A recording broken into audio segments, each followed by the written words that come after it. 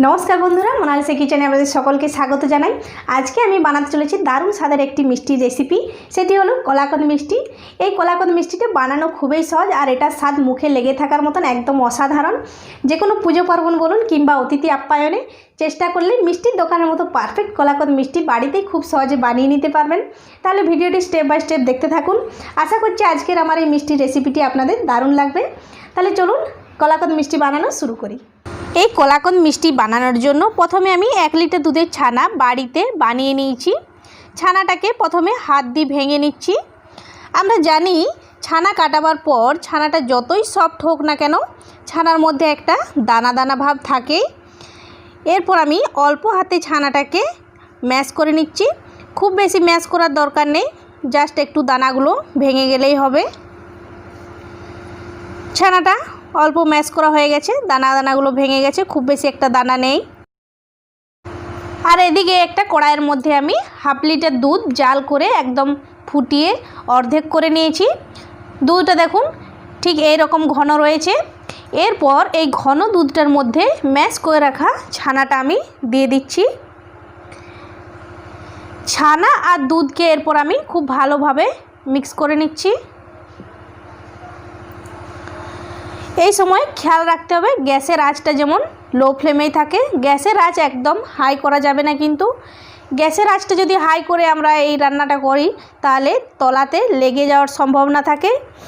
আর কড়াইয়ের তলায় লেগে গেলে খোয়া ক্ষীরটা একদম কালারটা অন্যরকম হয়ে যাবে। ঠিক এইভাবেই আমি খুব ভালোভাবে মিক্স করে নিয়েছি দেখুন। এরপর এটাকে আমি লো ফ্লেমে এভাবে কন্টিনিউ নাড়ি চাড়িয়ে ঘন করে নেব।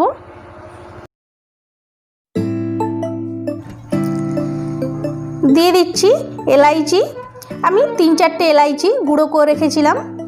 এলাইচিটা দিয়ে খুব ভালোভাবে মিক্স করে নিচ্ছি। এই কলাকন্দ মিষ্টিতে যদি এলাইচি দেওয়া হয় তো খুব সুন্দর ফ্লেভারটা আসে আর খেতেও খুবই ভালো লাগে।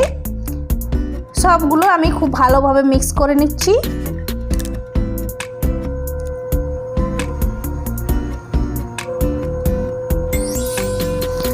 দেখুন অনেকটা ঘন হয়ে এসছে। এরপর আমি এতে দিয়ে দেবো চিনি। তো খুব বেশি চিনি দেওয়ার দরকার নেই, এতে খুব বেশি মিষ্টি হলে খেতে ভালো লাগে না, একটু কম মিষ্টি থাকলেই ভালো হয়। আমি এখানে 4 চামচ চিনি দিয়ে দিচ্ছি। আপনারা আপনাদের টেস্ট অনুযায়ী আপনারা চিনিটা দিতে পারেন, আপনারা কতটা মিষ্টি খেতে পছন্দ করেন। চিনি দিয়ে আমি আবারও সবগুলোকে খুব ভালোভাবে মিক্স করে নিচ্ছি। চিনিটা দেওয়ার পর দেখুন আরও পাতলা হয়ে গেছে। এটাকে আমি কন্টিনিউ নাড়ি চাড়িয়ে শুকনো করে নেব। গ্যাসের আঁচটা একদম হাই ফ্লেমে করা যাবে না, এই লো আঁচেতে এইভাবে কন্টিনিউ নাড়ি চাড়িয়ে এটাকে তৈরি করতে হবে।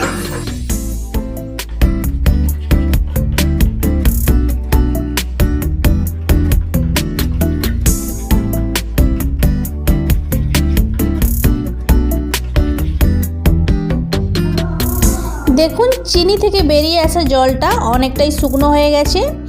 এটাকে আমি আরও অল্প শুকনো করে নেব। খুব বেশি শুকনো করার কিন্তু দরকার নেই। খুব বেশি শুকনো করে নিলে যখন আমরা এটাকে রেস্টে রাখবো তখন এটা আরও বেশি শক্ত হয়ে যাবে, আর শক্ত হয়ে গেলে কলাকন্দের পিসগুলো একদম খেতে ভালো লাগবে না।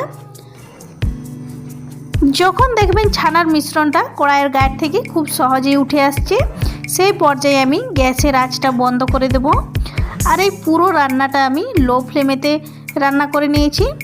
দেখুন কড়াইয়ের গায়ে আর লেগে থাকছে না, খুব সহজেই উঠে আসছে।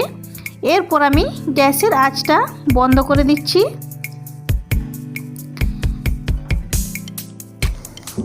এরপর এই কলাকন্দ মিষ্টিটা সেট করার জন্য আমি এখানে একটা 4 কোনা প্লেট নিয়েছি। আপনারা যে কোনো প্লেট নিতে পারেন, গোল কিংবা 4 কোনা। এরপর এই প্লেটের চারদিকে আমি অল্প ঘি বুলিয়ে নিচ্ছি যাতে কলাকন্দের পিসগুলো খুব সহজেই উঠে আসে। এরপর এই ছানার মিশ্রণটাকে প্লেটের মধ্যে আমি ঢেলে নিচ্ছি। ঢেলে খুব ভালোভাবে সেট করে নিচ্ছি।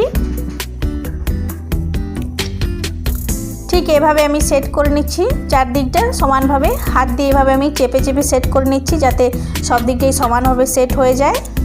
এরপর এটাকে আমি 2 ঘন্টার জন্য রেস্টে রেখে দেবো। আপনারা চাইলে 1 ঘন্টার জন্য ফ্রিজে রেখেও সেট করে নিতে পারেন। ফিরে এলাম 2 ঘন্টা পর এরপর এটাকে আমি চৌকো চৌকো করে কেটে নেব। সেট হতে দেওয়ার আগে আমি কয়েকটা কেশর এর মধ্যে দিয়ে দিয়েছিলাম। আপনারা চাইলে যে কোনো ড্রাই ফ্রুট দিয়ে এটা সাজিয়ে নিতে পারেন। এরপর এই চৌকো চৌকো পিসগুলোকে আমি উঠিয়ে নেব। প্রথমবারের পিসটাকে ওঠাতে একটু অসুবিধা হবে, কিন্তু পরের বার থেকে সবগুলো খুব সহজেই উঠে আসবে। ঠিক এইভাবে আমি সবগুলোকে উঠিয়ে নিচ্ছি। এই বিজয়া দশমীতে কলাকন্দ মিষ্টিটি একবার ট্রাই করতে পারেন। আশা করছি আপনারাও খুব ভালোভাবে বাড়িতে বানিয়ে নিতে পারবেন। তৈরি হয়ে গেল আমার আজকের রেসিপি কলাকন্দ। তো বন্ধুরা, কেমন লাগলো আজকের আমার এই কলাকন্দ মিষ্টি রেসিপিটি? আশা করছি রেসিপিটি আপনাদের ভালো লেগেছে। তাহলে লাইক করবেন, পারলে বন্ধুদের মধ্যে শেয়ার করবেন, আর অবশ্যই কমেন্ট বক্সে কমেন্ট করে জানাবেন রেসিপিটি আপনাদের কেমন লেগেছে। তাহলে বন্ধুরা, দেখা হচ্ছে পরের ভিডিওতে অন্য কোনো নতুন রেসিপি নিয়ে। ততক্ষণ সকলে ভালো থাকবেন, সুস্থ থাকবেন। ধন্যবাদ।